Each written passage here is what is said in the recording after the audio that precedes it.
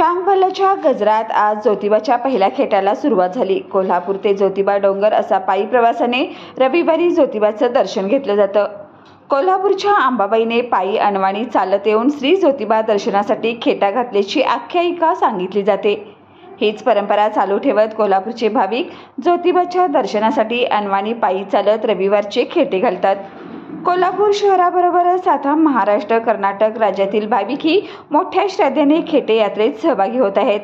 आज ज्योतिबाची सरदारी स्वरूपात खडी पूजा मांडण्यात आली। आज रविवारी पहिला खेटा मोठ्या भक्तिमय वातावरणात साजरा झाला। कोल्हापूर वडणगे निगवे कुशिरे गायमुख मार्गे ज्योतिबा मंदिरात भाविक चालत आले होते। ज्योतिबाचा डोंगर भाविकांच्या गर्दीने फुलून गेला होता। चांगभलचा गजर डोंगरावर घुमत होता। रविवारी मध्यरात्रीपासूनच मंदिरात भाविकांची मोठी गर्दी झाली होती। दर्शनासाठी भाविकांच्या लांबच लांब रांगा लागल्या होत्या। रविवारी पहाटे 4 वाजता मंदिराचे दरवाजे उघडले।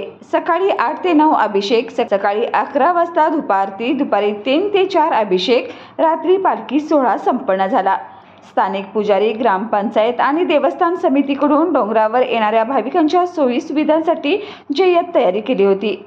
आज ज्योतिबाची सरदारी रूपात खडी पूजा मांडण्यात आली होती। कोल्हापूरच्या अंबाबाईने पायी अनवाणी चालत येऊन ज्योतिबा दर्शनासाठी खेटा घातल्याची आख्यायिका ज्योतिबाच्या पुजाऱ्याकडून सांगण्यात आली। यावेळी महाराष्ट्र, कर्नाटकातून लाखोंच्या संख्येने भाविकांनी दर्शनासाठी मोठी गर्दी केली होती।